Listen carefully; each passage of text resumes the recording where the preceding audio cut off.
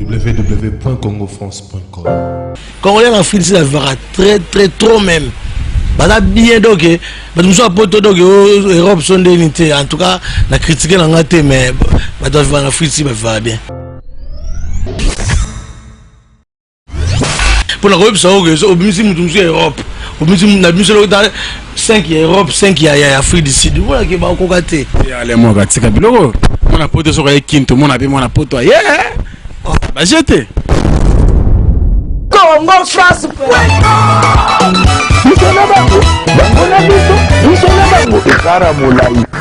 France.com, site ya Tolo Masola danger, Masola Kitoko.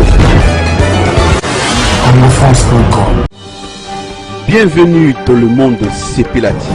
Sepela TV est le décodeur qui vous permet de suivre les chaînes du Congo en direct de la diaspora. Sepela TV vous offre plus de 150 chaînes qui sont RTNC 1, RTNC 3, RTV F1, Télé 50, B1 TV, Digital Congo, RTGA, Kin Malebo, les chaînes françaises, les chaînes africaines, les chaînes du sport et aussi YouTube. Voici la liste de nos partenaires de médias. Nous pouvons aussi vous offrir votre propre chaîne. Sepela TV est seulement à 80 livres et 10 livres d'abonnement. Sepela TV marche par Internet qui vous permet de transporter votre boîtier partout dans le monde. Contactez-nous aujourd'hui pour votre décodeur de Sepela TV. Sepela TV. Et voilà, donc moi c'est votre humble serviteur Franck Stema Dissouka comme d'habitude. Je suis venu encore chez vous, mesdames et messieurs, avec une autre actualité, comme vous le savez bien. Ici à Kinshasa, l'actualité, bien sûr, politique, c'est bien sûr le dépôt de candidature. Mais il y a aussi quelques Congolais vivant, bien sûr, à l'étranger, ils sont venus. Mais il y a aussi des gens qui, bien sûr, qui ont assisté à ce qu'on appelle, bien sûr, la xénophobie, qui a été, bien sûr, du côté de l'Afrique du Sud. Il y a des gens qui ont vécu cet événement et ils sont venus à Kinshasa. Et voilà pourquoi nous ne pouvons pas faire passer cet événement comme ça, cette actualité, nous pas en passer comme ça, parce que vous êtes là, vous nous suivez en Angola et en Europe, aux États-Unis, partout ailleurs, à travers le monde, bien sûr. Vous aimez ce que nous faisons ici à Kinshasa, voilà. Et je l'ai bien dit, on va recevoir quelqu'un qui vit, bien sûr, en Afrique du Sud. Et c'est un Congolais d'ici, de la RDC. Mais il a vu, bien sûr, ces événements malheureux qui sont, bien sûr, déroulés du côté de l'Afrique du Sud, appelé xénophobie. Voilà. Et il y a des Congolais qui ont été brûlés, des Congolais qui ont été tabassés, blessés grièvement. Mais voilà, on va recevoir sur ce plateau quelqu'un qui a vécu cet événement avec beaucoup de peine, beaucoup de douleur. Et Azanabiso Awa, mais est-ce que Aïe Poison, toi qui mets un événement ou karma justement parce que maman qui va nous déconner koufi kuna et c'est là qui peut passer en Mboka. Voilà pourquoi on va attendre le micro. Il s'appelle bien sûr Alain Mwaka, c'est un artiste aussi, coiffeur. Et à ce salut Moussa Mboka Bapaya a préféré Zonga. Il est venu pour des bons, on ne sait pas. Alain Mwaka, bonjour. Bonjour. Ça va? Ça va très bien. Voilà, Bandeko Baotalayo à travers le monde comme d'habitude. Namboka peut outer à Afrique du Sud. Déjà depuis quand on a Kinshasa? Oh, depuis déjà, ça est déjà un mois déjà depuis naé. On a un mois depuis les 2. Donc on a un mois. On a un mois à déployer. Alors, il nous pour vivre à l'étranger. D'abord Congolais RDC ou tout le monde na Brazzaville awa. Bazo bengane le Ngulu, Angola n'en parlons pas et c'est qu'au en Afrique du Sud, surtout na Djobour, na Capitaine, tout le monde qui m'a amené les kaki. Pour vivre à l'étranger, pour les Congolais, qu'est-ce qu'ils ont soumis? Bon, ils ont soumis tes amis, tout choix na tout choix là c'est payé à se plaindre aux Libanda, se plaindre aux Tambola. Bon, ils ont choix et mutu na mutu, ils ont bêté. Est-ce que vous êtes à l'aise? Bon. Ndeka batolo bakadoke mtazalaka à l'aise pas naé donc kuna vous à l'aise té tout ça paye mal à l'aise té donc tout ça tous les deux vous avez dit na kati pourquoi? Parce que déjà bino ba Congolais pe ou vous à l'étranger bokendaka na ndenge ya clandestin Bon ko zo mikanda te, mikanda ko expirer, on ko renouveler te, tout ça. Moi mutu makasi moko boye bien on ba kolomboka wana pe quelque part, bazo bimisa biso ko batu moko boye moins important. Non. Voilà, ko généraliser ba kanyo surtout témoigner biso za kamona ba na brazati. Na Afrique du Sud jamais mutako ko vivre sans mukanda. De tout le monde va vivre en Afrique du Sud à mukanda. Atanga ne ozomona na za. Dans la mukanda do na ko même ko la so za sac tanga ya do. Donc tout nyoso za na mukanda donc de so ko melo ka liboso ba ba yebisa il faut que nous allons mukanda do ba nyoso ba za na mukanda na ba. Alors en Afrique du Sud on va dans la ville. On va dans Johannesburg. Dans la Johannesburg, on va dans la quartier où quartier où on va critiquer trop. Yoville, on va les gens de Yoville. De Bisson les gens de Yoville voilà. Bisson. Alors, vous avez mieux placé, nous les gens de Yoville, vous avez mieux placé les solo de bi. Si nous avons un déroulement à xénophobie, et cela m'a dit beaucoup de Congolais ont été victimes. Il y a un incident malheureux wana. Aux arrêts qui ont monté qui n'engagent les kaki. Dans quelques lignes, nous la télévision. Comment vous avez solo en fait ces événements? Bon, en fait, xénophobie on a une vérité.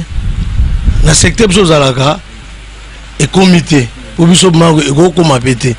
Mais nazoe baki na mars, na mois de mars kakoyo. On a na Dirban. Notre petit frère na ngana ina fête ya ami moko tozarani na Johannesburg wana mais abalaki na Dirban. Yana comment on dit des chombo petit Jésus, ba ngaki petit Jésus.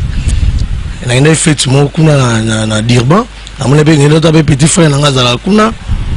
De temps là autant parce qu'on a la zongi ndé na Dirban wana mambo netike ko salam de bandep na mimi na Dirban pour king na bango bango baza na ba système ya baba na ba roi na bango mo wa benga ndeko benga king do kandi awezala ka ba chef coutumier mais kuna ce chef coutumier aza moins impact par rapport ninga biso ba chef coutumier aza na droit ya lo baté mais kuna chef coutumier so rappelle si mot d'ordre les arabes na respecter de king wana. Sur le problème ni nango wana qui était ba étranger bazo lekela bino na esprit banine na moi na pe ya moi na ya président na bango Zuma pas à rappeler Zulu ye pe ya lekaki na TV a lobby bon ngambudo tanga lobby na mbala moko ba Zulu ba éclater mbala moko donc ba bandi ko menacer bato ada e bande na kuna na Dirban. Ma petit frère n'a tout le temps na contact na benga que chaque tongo chaque poko do na ba événement na même na ba image on ndenge les kaituna donc en tout cas mobilité magé comment répéter mais besoin d'Afrique du Sud mais na Johannesburg pe komaki mais ça na moi coin moko mais ya mingi vraiment te makasité c'est comme moi neti na bato ba yebi Johannesburg ba yebi na GP town. À GP Town, moi, va des ordres de Salamaki, va chauffeur, va taximen, voilà. Et ça m'a sous le côté donc, mon côté le bosso mais ça m'a gravité par rapport à Dirban. Mais tout comme moi mal à l'aise, et comme outil boulot, outil cop, tant outil cop, banini de faisons à moi rapidement, mais ça va me souper ça qui n'était pas.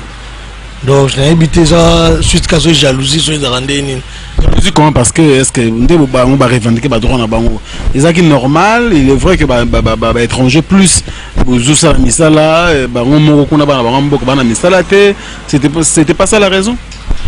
Mais Congolais linga musala déjà. Moi ami na Congo a pas ça de musala te pour ça les athées. Gouvernement peut ça musala te on le dit OK mais Congolais déjà de nature linga musala. Congolais ma 6h 4h 5h à quel boulot à quel cop. Congolais nyos tout kuna coopéraka ata musala normal te mais cop Congolais coopéra makasi Congolais so ma voiture Congolais so ma parler kuna Congolais so évoluer pena Congolais ça ba bar ba bloquer belé bien Congolais so évoluer très bien en Afrique d'ici pour le balo ba ki Afrique c'est pena mboka mo revivre te via tellement pas si ba tumso préféré tumso ki Angola ou kende ba Brazzaville wa mboka mususu ya Afrique qui Afrique du Sud ba kuna pena donc Likemba, banoko bovanda ata mususu 8 personnes, moi studio moi 10 000, tout ce rôle par rapport à la réalité on a yum tous ala kuno kolobani.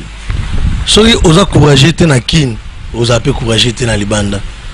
Donc ngai ale moi kané na zawa depuis na kinda kuna na avana ndako mona mutu te. Futela yomo, futela ngamo. Pour déjà na bosser déjà depuis na kin. Ngai na c'est de 1 mois. bato ta même ba poto ya une semaine 2 semaines pas awelisa kimi mbango akatani abeteli wani te menga yo sana 1 mois lelo depuis na comme les 3 les 3 dans 1 mois donc na do vivre normal parce que pas nini za muto na bosaka na rigolo kambongo na rigolo za ngombo kalikemba te Afrique Johannesburg Cape du Durban tout ya mboka kalikemba te zap na donc mboka oyo ya musala ndi faut que ne cop na yo zonga pour vivre bien ba coopérer ba ali ba mbongo ba ali kuna na biseto ba mbongo vena ba mbongo ba jeter donc bato ba mbongo do ya ba mbongo ya ba jeter donc ngala awa bato ba mulaka na yebe 1 mois déjà dans musuza la tikalo libela te na ye na kozonga mais en temps pour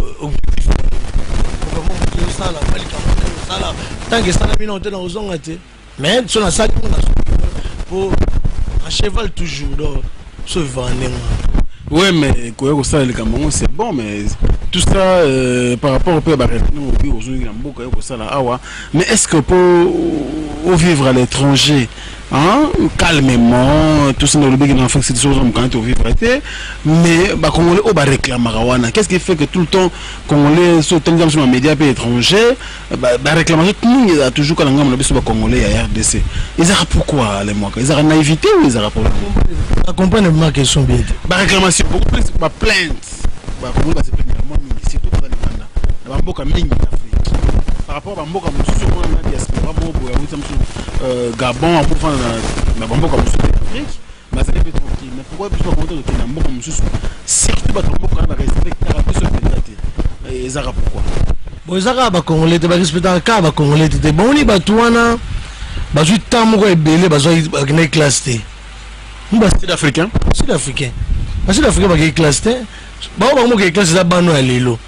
Na ba age na biso be mata ba biso be tiko mata likolo ba kene na classe te. Bon muta ke classe ta na raisonnement na ye.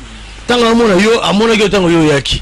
Amona kalamite yo wana ozoleka na na jeep na car beaucoup na mimi ba car c'est donc oleka na ma Chrysler na yo bo.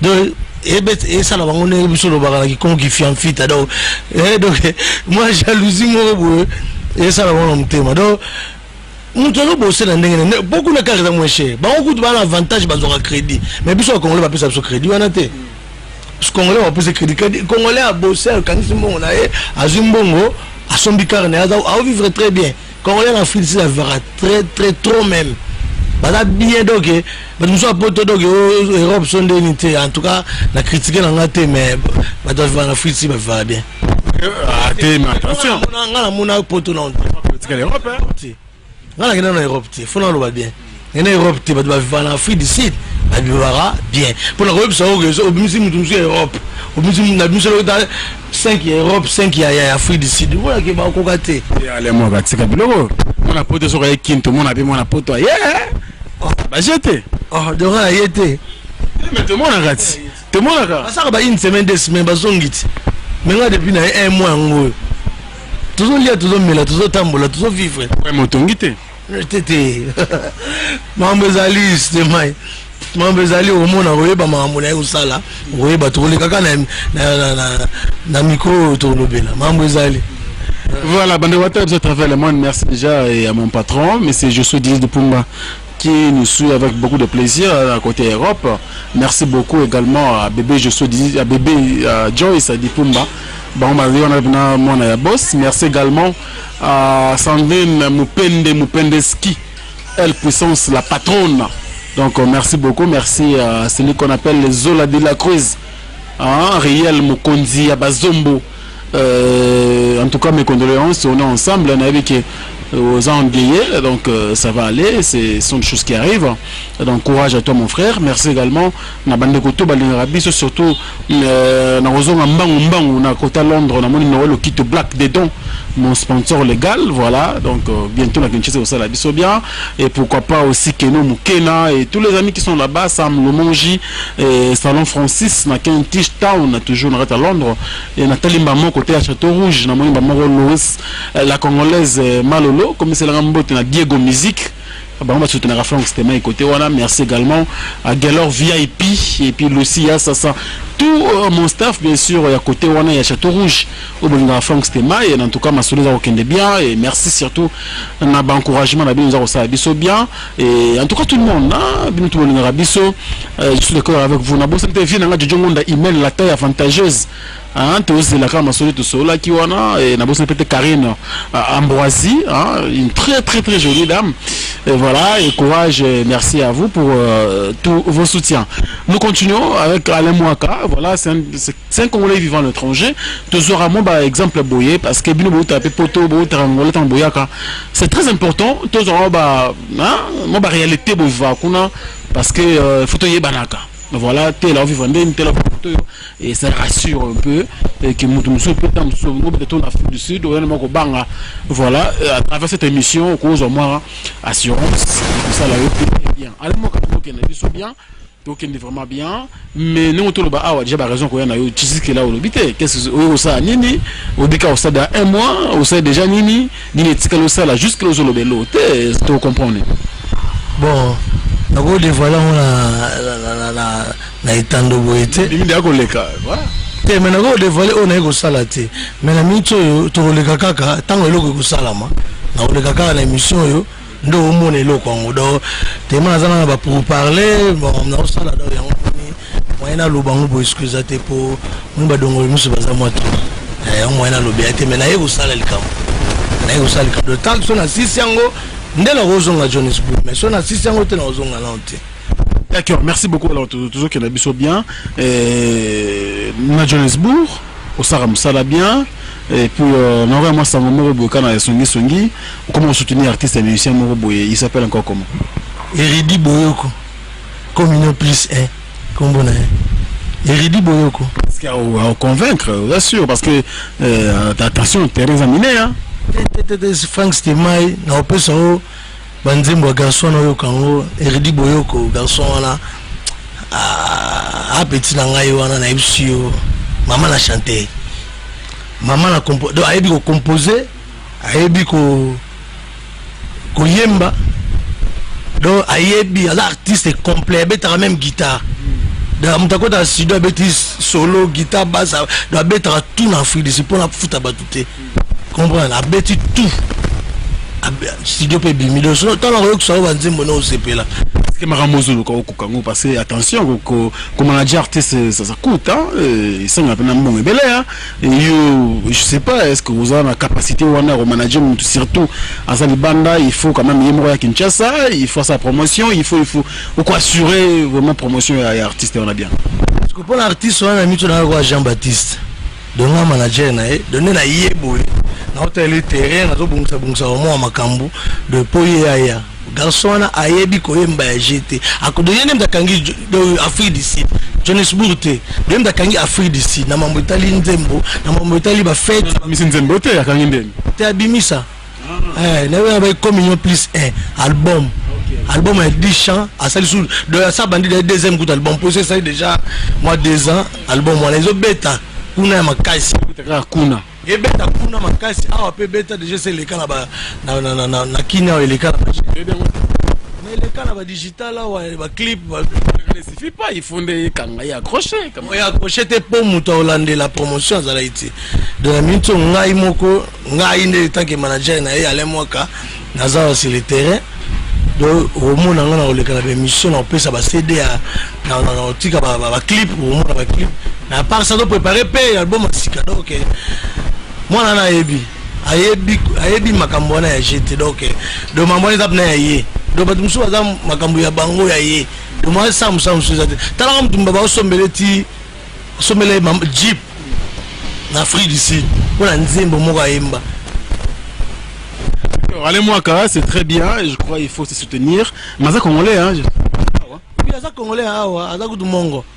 Eridi Boyoko. très important, il faut se souder la main dans la main. Question bien sûr de ne pas perdre cette culture merveilleuse de la RDC.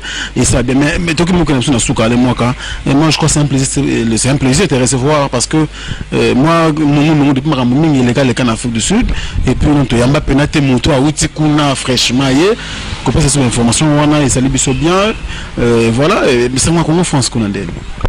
Congo France, na ebisio ko France c'était Mai Congo France. Dem vidéo ebit Congo France. Oyebi. Ya sur la terre. Congo France na ebisio do ekanga. France c'était Mai akanga. Ya ba je ku tu beta tour na Afrique du Sud. Mais oui, yo kaka. De ko so ebisinga ke bona yapso ke to ke na Philippe to ke it. So limita no ngana so ngato ke intera mo. To ke na memi o vanda bien o vivre ça be monsieur ba prêtre ba kuna ba jeté. Ouais, donc vous en appelez bien. Vous en maman France tellement habité. De ce qu'on a habité sur vous en andé.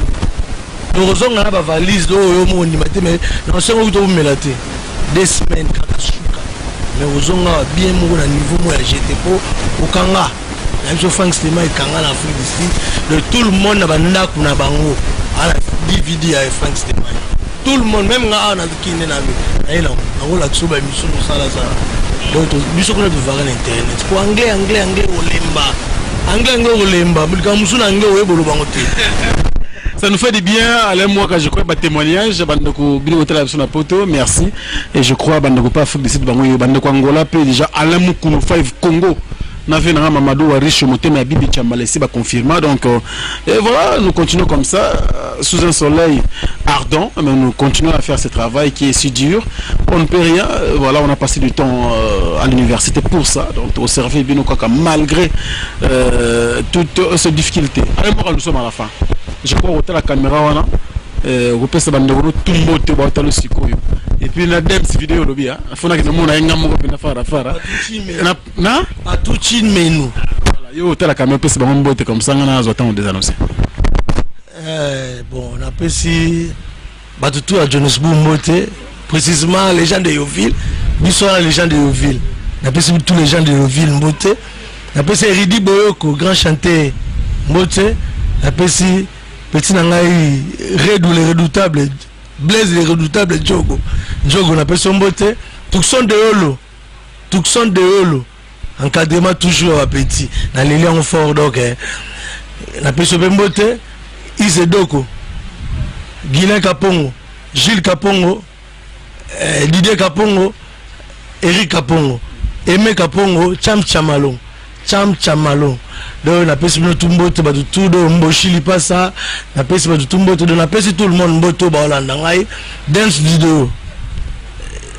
c'était maïe dance vidéo c'était maïe yo na bi ko zongo déjà donc ba tout na Johannesburg na pesi mbote quoi faire na bino humble quoi faire na quoi faire obi même ce que ouais bah ouais na ba ngam ba ko artiste quoi faire voilà quoi faire donc va client na tu à Johannesburg donc azoya donc